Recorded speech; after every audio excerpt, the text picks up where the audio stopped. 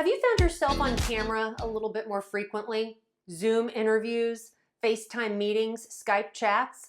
I certainly have, thanks to the coronavirus quarantine. Now, I have lived my life on camera as a sportscaster, but these day-to-day meetings while working from home has found me looking a little bit worse for wear on camera in front of my boss, colleagues, and team. I've gone on camera with hair a mess, dark circles underneath my eyes, and nothing on the face. Now, that may be okay for some of you, but I had to take a real gut check here and say to myself, you know what, this isn't the professionalism I want to impart. And I know I'm not alone. I've had a number of you reach out about sharing just a quick, simple, easy makeup tutorial for looking nice, looking professional for Zoom meetings, Skype interviews, and FaceTime chats. This won't take you any more than 10 minutes. It's all simple, easy stuff that you can do in the mornings. Ready? Let's go. I love this CC cream from Luna Aster. It's got an SPF of 50, but it provides so much coverage without feeling too heavy. Now, you don't have to use a CC cream. Of course, you could also use a tinted moisturizer or some sort of powder to cover your face as well, but this just provides a gorgeous, gorgeous glow, adequate coverage, and it's so smooth. My favorite term is cosmetically elegant, and this feels like a moisturizer. It's not chalky, it's not gritty or grainy. It just feels like a nice moisturizer. Make sure you get the neck. I will wear some concealer just because I have these dark circles right here. I love Face Tape by Tarte, and this lasts forever. A little bit will do ya, just right there. Dab it in, and you'll see how far this goes. I mean, I'm just kind of slathering this on here. Again, this is just a simple, quick tutorial.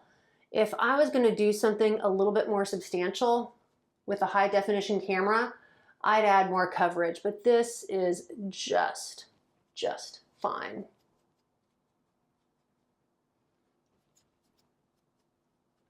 You know, kind of put the excess right here on the corners. Already, look at what an improvement that is. Let's start with eyebrows. So find a color that's really close to your eye.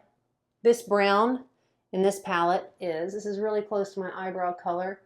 And then just start enhancing your eyebrows, following along the normal line.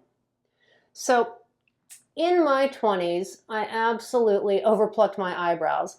I was in my 20s in the 90s, and that was that was the thing. Thin eyebrows. So I have to go back in and fill them. You know, a lot of my friends have done microblading. I haven't gone there yet. I've done just about everything else, but I haven't gone the microblading route yet. And we'll just do the other one. I'd love to know how you guys are holding up right now as we're all dealing with this new normal of meetings via Zoom, Skype, FaceTime, working remotely, managing a team while working remotely. If you mess up, just wipe it off. You know, the camera quality on these Zoom chats, it's not that great, so you really don't have to worry about it too much. And then, there you see, just a quick eyebrow will do well. In terms of eyeshadow for an online meeting, again, I don't use a ton, just enough to make my eyes pop a little bit. This is a Bobbi Brown palette that I bought recently. I love it. It has all the colors that I really need, and it really provides a lot of variety in the palette itself. So I just put this underneath my eyebrow, right here. Little underneath the brow.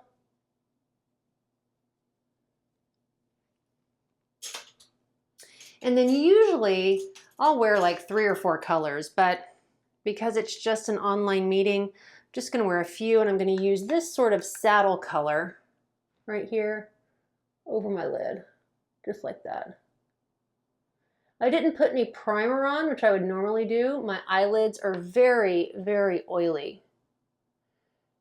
And, you know, if I'm going to be doing something and running around for 12 hours over the course of the day, which is what my normal days are like, I would absolutely put a primer on. But because this is at home and I'm going to be doing a live stream just a few hours after I shoot this video, no primer necessary. At least that's what I think. I also, because I have close set eyes, and this is something I learned like in Cosmo back in the 90s, I like to put a little bit of brightener kind of in the corner here. I use this color. It doesn't, excuse me, I use this color right here. It doesn't look like it would do a lot, but it really does provide that little pop of color in the corner of your eyes. It's kind of nice.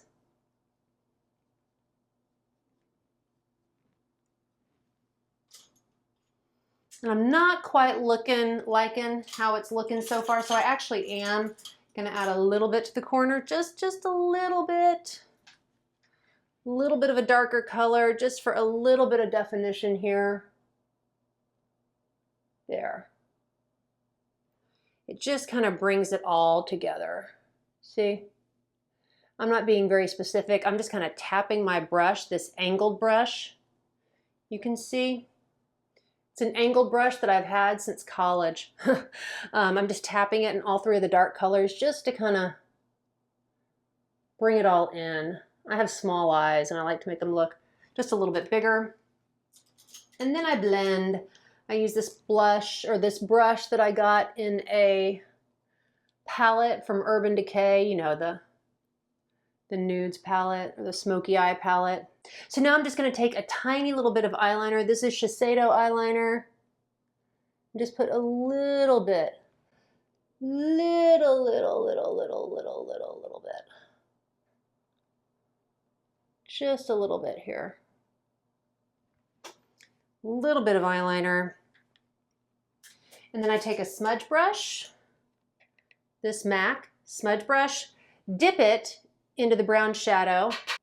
So then you just put a little bit of this to blend it and soften the eyeliner. And there you go.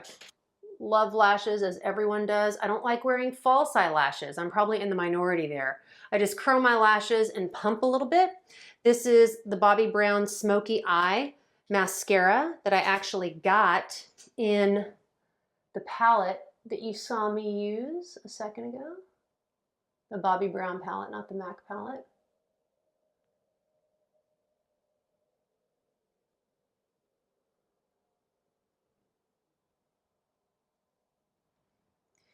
And let's do the other eye.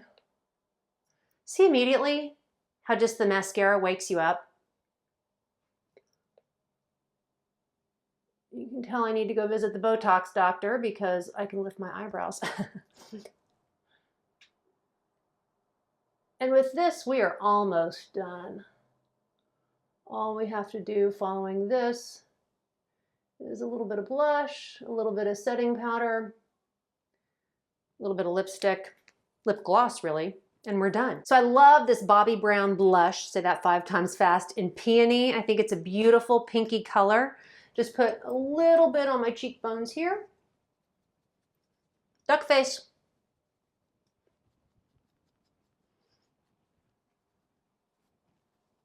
Just a few more things to do and we're done. I'm going to set everything and get rid of a little bit of this shine with this Laura Mercier loose translucent powder. Got my big powder brush here. Everybody knows this powder. Everyone seems to love this powder. I am not alone. I know that.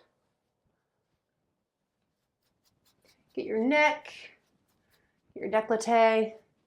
That takes away some of the shine. I've noticed that the Zoom, FaceTime meetings, courtesy of my laptop, do tend to increase the shine a little bit, so I always go back and kind of dust everything up and touch it up before I go on the meetings. We wrap it all up with a little bit of lipstick. This is a Physicians Formula Healthy Lip Matte Gloss. I just put a little bit of this on for a little bit of color.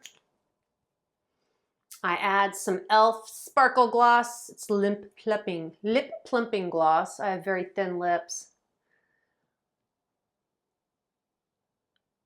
But I think it works well for those video interviews for work. So there you go. A quick, easy makeup tutorial for a Zoom interview, FaceTime, chat, Skype meeting, any of the above. So what do you think? Yes? No? Maybe so? Too much makeup? Too little makeup? Not even worth the effort? Let me know in the comments section down below. Again, it's a new normal that we're all experiencing right now. And at the end of the day, makeup might not be the most important thing. But if it helps you feel better, and I'm a big believer that feeling your best on the outside really does help you feel your best on the inside as well.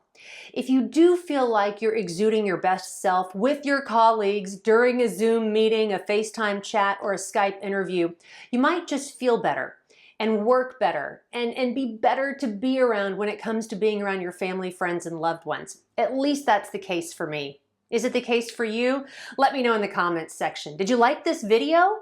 If you did, I would appreciate it if you give it a thumbs up. Even more than that, I would love it if you shared it with your friends and subscribe to my YouTube channel if you're looking for another channel to subscribe to. Most importantly, I hope each of you stays safe, stays healthy, and stays sane during this truly unprecedented time. Until next time, take care, and I look forward to speaking with you again very soon.